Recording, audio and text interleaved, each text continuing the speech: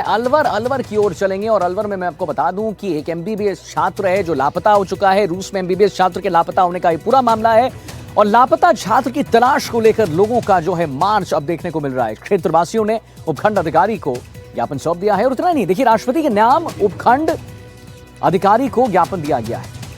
बता दें आपको, अजीत 19 अक्टूबर से लापता है। रूस में 2023 से एमबीबीएस की पढ़ाई कर रहा था और नदी किनारे छात्र के मोबाइल फोन मिले हैं, जैकेट मिले हैं। लापता छात्र का 6 दिन बाद भी कोई सुराग अभी तक नहीं लगा है। तो अलवर से बड़ी खबर जो आप अपनी स्क्रीन पर देख रहे हैं, जहां पर देखिए रूस में एमबीबीएस छात्र के लापता होने का पूरा मामला सामने आया।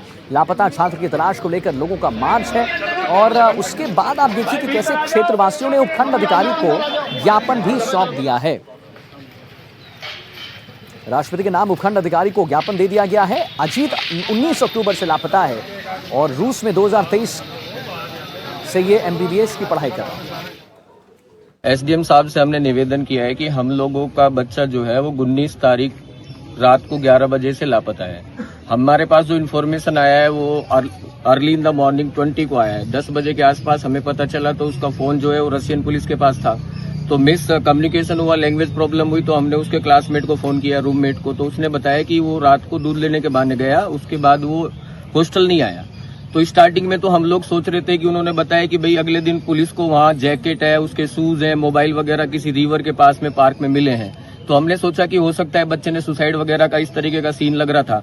लेकिन अब 5 दिन हो गए, नदी में भी उन लोगों ने खूब ऐसे ट्राई कर लिया है लेकिन उनको कुछ नहीं मिला है। तो अब हमको पूरा ऐसा लग रहा है कि इसमें कॉलेज या कोई वहाँ के आसपास कोई ऐसा गैंग है जिसने बच्चे को किडनैप कर रखा है। तो हमारा तो ये निवेदन है सरकार से कि इस चीज को गंभीरता से लें और इस पे आगे कार्रवाई करें। अभी हमें वहाँ से कोई आउटपुट मतलब अपन एटलीस्ट ये तो पता है कि यार वहाँ की एम्बेसी जो है हमारे पेरेंट्स से कनेक्ट तो करे कि हम टच में है, रेगुलर टच में है, हम संपर्क में, हम वहाँ बात कर रहे हैं। पूरे क्षेत्र में आक्रोश है कि भाई जल्द से जल्द जैसे भी बनती है वो तरीके से हमें उपलब्ध करवाएं, जानकारी करें दूतावास से या विदेश मंत्रालय के थ्रू किसी भी प्रकार की वहाँ खोजबीन हो।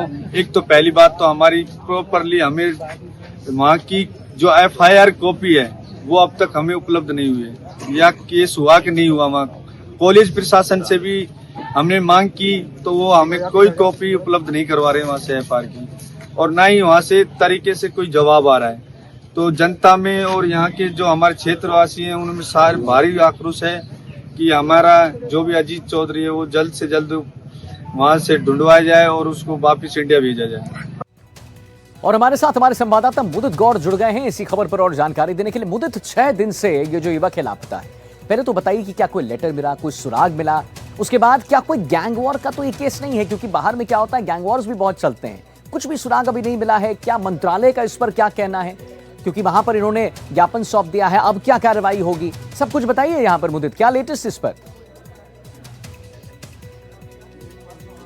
बिल्कुल, इस मामले को लेकर के जो परिवार है उसका अब आक्रोश जो है वो लगातार बढ़ता नजर आ रहा है, क्योंकि परिवार लगातार उन तमाम लोगों से संपर्क कर रहा था कि जो उनको कहीं ना कहीं इस बात की जानकारी दे सके कि उसके साथ क्या घटना हुई है। एमबीबीएस का छात्र जो कि 2023 से वहां पर पढ़ाई कर रहा है रशिया में, और उसके बाद अचानक से उसके साथ ऐसी क्या घटना हुई कि रात 11 बजे उसने बात की और उसके बाद से वो लापता है।